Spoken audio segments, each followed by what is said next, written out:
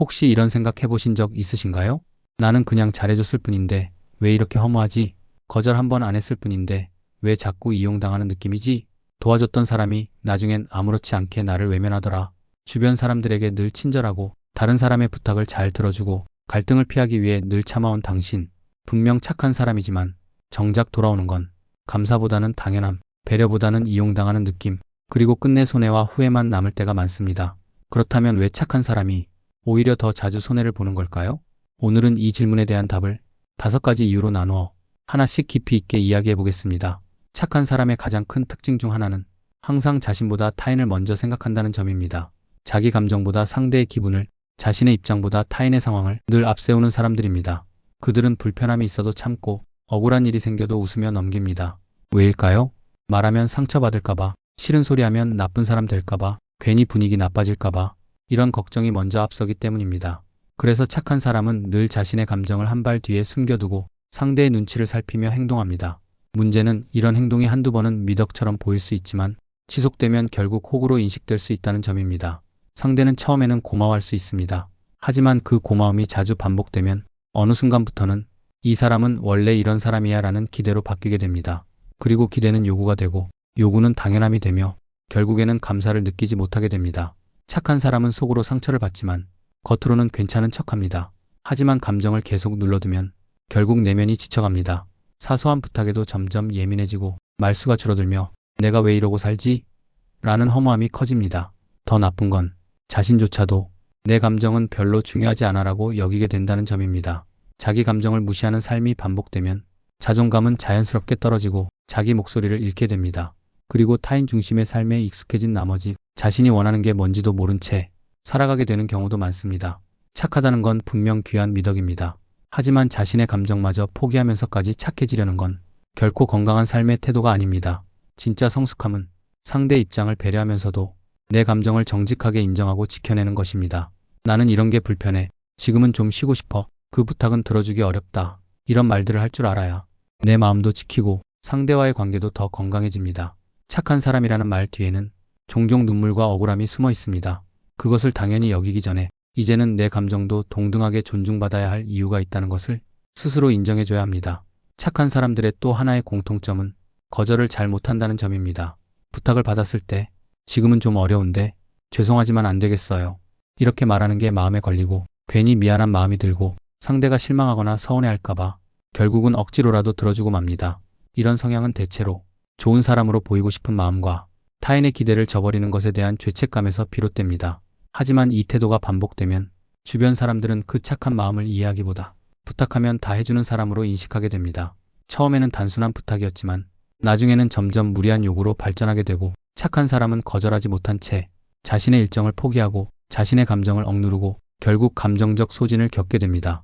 더 나쁜 건 착한 사람이 거절하지 못한다는 걸 아는 일부 사람들은 그 약점을 의도적으로 이용하기도 한다는 것입니다. 부탁 좀 할게 라는 말이 사실상 넌 어차피 거절 못할 거잖아 라는 무언의 전제가 깔린 상태로 계속 이어지는 경우도 많습니다. 거절을 못하는 사람은 혼자서 감당할 수 있는 범위를 초과해도 남의 부탁을 받아들이고 그 결과로 자신이 지쳐 쓰러지기 직전까지도 괜찮아 내가 해야지라고 말합니다. 그러나 아무리 선한 마음이라도 내가 감당하지 못할 만큼 주게 되면 그건 선의가 아니라 희생이 됩니다. 실제로 많은 사람들은 정중하게 거절했을 때 생각보다 그것을 이해하고 존중합니다. 거절하는 것이 인간관계를 망치는 것이 아니라 오히려 내 경계를 지키는 표현임을 상대도 알게 되는 것입니다. 진짜 현명한 사람은 모든 부탁을 받아들이는 사람이 아니라 자신의 에너지와 시간을 존중하며 선을 지킬 줄 아는 사람입니다. 거절은 이기적인 행동이 아닙니다. 오히려 나와 상대 모두에게 건강한 관계의 틀을 만들어주는 책임 있는 행동입니다.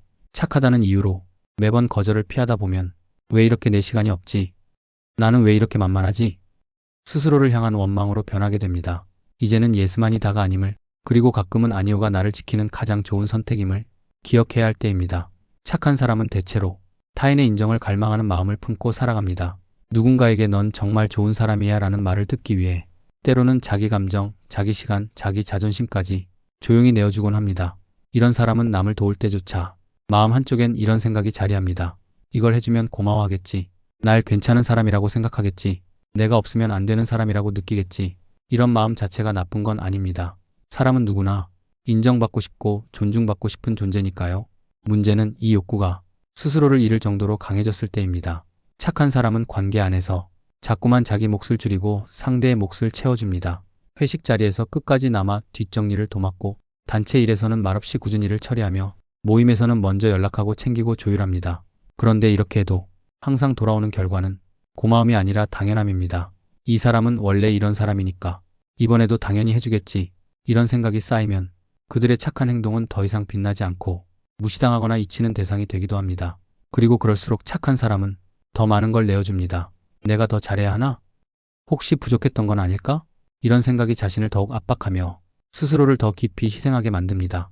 하지만 문제는 그 희생이 자발적이 아니라 인정받기 위한 수단이었을 경우 돌아오는 무반응에 더 큰 실망과 상처를 받게 된다는 점입니다. 이 정도 했는데 왜 몰라줄까? 이렇게 해줬는데 왜 나를 소중하게 생각하지 않을까? 이 감정은 쌓이고 쌓여 결국 어느 날 폭발하거나 사람 자체에 대한 신뢰를 잃게 만듭니다.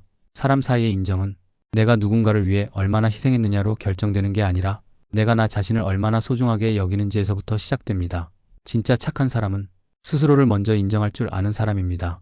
남의 인정을 갈망하지 않아도 자기 삶을 주체적으로 살아가며 필요한 사람과 건강한 거리를 유지하는 사람, 그런 사람이야말로 진짜 단단한 사람입니다. 이제는 생각해 볼 때입니다. 지금 내가 하고 있는 행동이 진심에서 비롯된 것인지 아니면 인정을 받기 위한 계산된 희생인지, 착함이 인정받지 못할 때 느끼는 상처는 사실 내가 나를 인정하지 못하고 있다는 신호일 수도 있습니다. 그리고 착한 사람들은 누군가 실수를 하거나 무례한 행동을 해도 쉽게 화를 내지 않습니다. 그럴 수도 있지. 분명 이유가 있었겠지. 나한테 그런 의도로 말한 건 아닐 거야. 이처럼 상대의 잘못까지 이해하고 넘어가는 태도는 표면적으로는 관용이고 너그러움처럼 보일 수 있지만 실제로는 자신을 방어하지 못하는 습관일 때가 많습니다. 한두 번은 괜찮습니다. 하지만 이게 반복되면 주변 사람들은 그것을 이해심이 아닌 무반응으로 받아들이게 됩니다. 그리고 그 무반응은 곧 무시의 시작이 되기도 합니다. 특히 누군가가 실수했을 때 혹은 명백히 나를 무시하거나 상처를 주는 말을 했을 때조차 항상 상대가 왜 그랬을까를 먼저 생각하게 되면 그 사람은 나를 아프게 해도 되는 존재처럼 느끼게 됩니다. 그 사람은 다음에도 비슷한 실수를 반복하고 결국 나는 그 사람의 행동을 합리화하면서 스스로에게 상처를 남기게 됩니다. 이런 태도는 관계를 더 좋게 만들기보다는 건강하지 못한 관계의 불균형을 만들어냅니다. 한쪽은 늘 참아주고 이해하고 다른 한쪽은 점점 더 무례해지고 당당해지는 구조가 착한 사람의 주변에서 종종 반복되는 이유입니다. 그리고 시간이 지나면 착한 사람은 점점 고립됩니다. 왜냐하면 상처받으면서도 말하지 않고 불편해도 표현하지 않기 때문에 진짜 속마음을 아는 사람이 아무도 없기 때문입니다. 문제를 말하지 않으면 상대는 그게 문제인지조차 인식하지 못합니다. 그 사람이 괜찮아더라. 그때 별말 없었으니까. 이런 식으로 사람들은 행동을 정당화합니다. 결국 말하지 않고 참는 사람이 계속해서 손해보고 오해받고 심지어 관계가 틀어지면 왜 갑자기 저래? 라는 말까지 듣게 됩니다. 상대 입장을 생각하고 이해하려는 태도는 분명 중요한 미덕입니다.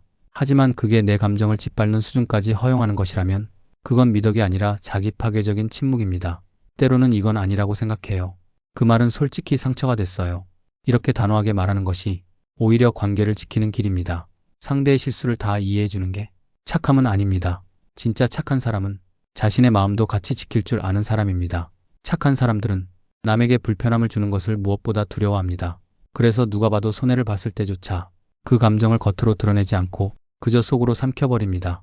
그냥 이번엔 내가 참자. 말해봤자 어차피 어색해질 거야. 이런 걸로 괜히 분위기 흐릴 필요는 없지. 이런 생각들이 자기 자신에게는 합리적인 선택처럼 느껴지지만 실은 지속적으로 스스로를 포기하는 습관이 되고 맙니다. 문제는 이런 태도를 주변 사람들이 너무도 빨리 알아챈다는 점입니다. 저 사람은 저래도 가만히 있으니까 좀 손해봐도 말 안 하더라. 저 정도는 넘어갈 줄 알았지. 이런 인식은 착한 사람을 조용히 이용할 수 있는 사람으로 만들어버립니다. 그렇게 되면 정작 중요한 순간에 의견을 내지 못하고 부당한 대우를 받아도 그냥 넘어가게 되며 결국에는 존중받지 못하는 사람이 되어버립니다. 손해를 봤을 때도 말하지 않는 습관은 자존감에 직접적인 타격을 줍니다. 왜 나만 이런 일을 겪지? 왜 사람들은 내 마음을 몰라주지? 이런 감정들이 쌓이면 결국 사람에 대한 신뢰도 잃게 되고 자신을 탓하는 내면의 목소리는 점점 커져갑니다. 무엇보다 무서운 건 이런 손해가 반복되면 어느 순간부터 손해보는 게 익숙해진다는 것입니다. 그리고 익숙함은 무감각으로 이어지고 결국 자기 권리를 포기한 채 살아가게 되는 상황까지 오게 됩니다. 하지만 인간관계는 감정이 오가는 만큼 선과 경계도 분명해야 건강하게 유지됩니다. 손해를 보았을 때는 단호하게 말할 수 있어야 합니다. 그건 좀 불편했어요. 이번엔 제가 감정적으로 많이 힘들었어요. 이런 표현이 어렵게 느껴지겠지만 단 한 번의 용기가 상대에게 이 사람은 그냥 넘기지 않겠구나라는 경계를 심어줄 수 있습니다. 내가 참고 넘기는 것이 한 번은 평화를 만들 수 있을지 몰라도 지속되면 불공평을 정당화시키는 통로가 됩니다. 진짜 착한 사람은 참는 사람이 아니라 필요할 때는 분명하게 말할 줄 아는 사람입니다. 그래야 나도 상대도 서로를 존중하는 관계를 만들 수 있습니다. 우리는 어릴 때부터 착한 사람이 되어야 한다고 배워왔습니다.